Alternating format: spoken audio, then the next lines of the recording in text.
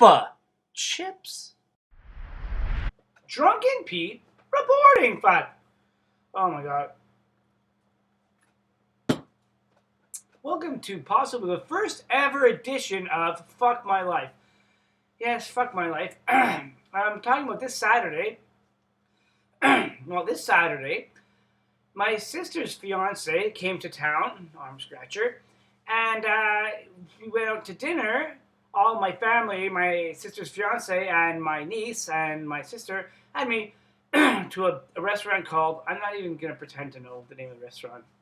Le Vieux Four, the Old Oven, I don't know. Anyways, there's very good wood oven pizza. God, I'm itchy. It's too hot in here, I think. Fuck! Anyways, so we went to the restaurant, and we get in there and everything. I'm like, I remember this restaurant. I've been here like 100 times. It's always very loud. The tables are close together. The food is very good, but it's loud.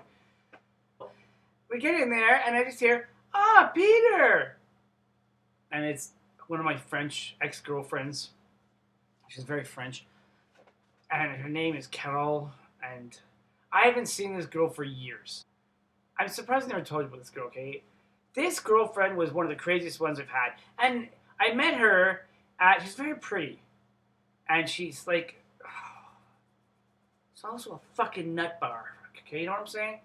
So I met her at this bar I used to go to called the Residence, and I used to drink there with my friends and stuff, and then she became a waitress there, and then I met her, and she started talking to me, and then that's when I was like, it was a while ago, and I was like, I think I was in school for graphics, I just finished graphics. No, I was working doing graphics. Anyway, she's like, I want to learn graphics, and I'm like, well, I can teach you. And I'm like, I'm going to nail this girl. And so she brought me to her apartment, townhouse, where she lived with her mother, ear scratcher. And she's like, I'll pay you. And I'm like, okay, no problem. So then I started showing her, and after like 2 hours, maybe even an hour and a half, whatever, I'm like, okay, well, that's enough for now, like, whatever, some basics. And she was like, all interested, that's so cool, I'm going to make a little thing, I'm going to practice what you showed me and everything. And then I'm like, and she's like, I'm going to pay you. And I'm like, it's okay, you just, I mean, like, you can pay me with sex. And she's like, oh, okay, you're horny, eh? And then we had sex. And then I thought that was the payment. And then later on that night, she had to work at the brasserie, and then she gives me $40. And I'm like, well, that was a great deal. So anyways, this happened a few times. And so I remember she calls me one day, and she's like, I want you to meet my friend. And I'm like, well, why? Oh, because you're my boyfriend. I'm like, what? I'm like, she's pretty cool and stuff. And I'm like, am I going to take on a girlfriend right now? Head scratcher at the time, too. And I'm like, okay, maybe I will. So whatever, things went on. And then the more you date someone, you get to know them more. A lot more. And I'm glad I had sex with her early, because I needed to get rid of this girl.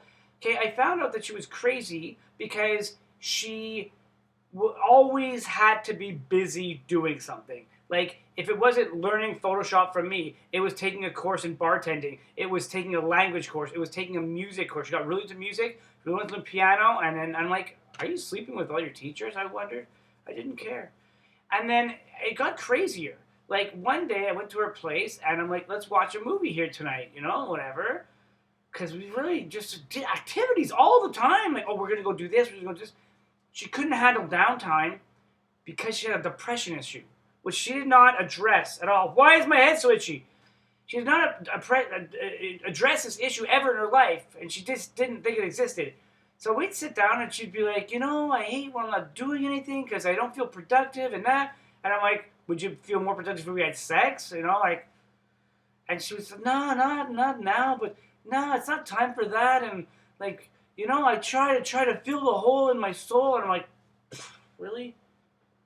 Like, what? And I start crying. And I'm like, listen, I think you need some alone time here, not including me. And like, what? Like, okay. So then I took off that night, I remember. And so I remember the next time I talked to her, she said, I cried myself to sleep last night at 3 o'clock in the morning. And I'm like, I drank myself to sleep at 3 o'clock in the morning. And then I'm like, well, what are you doing today? And she's like, I took apart my kitchen. She dismantled her kitchen. She's going to renovate her kitchen.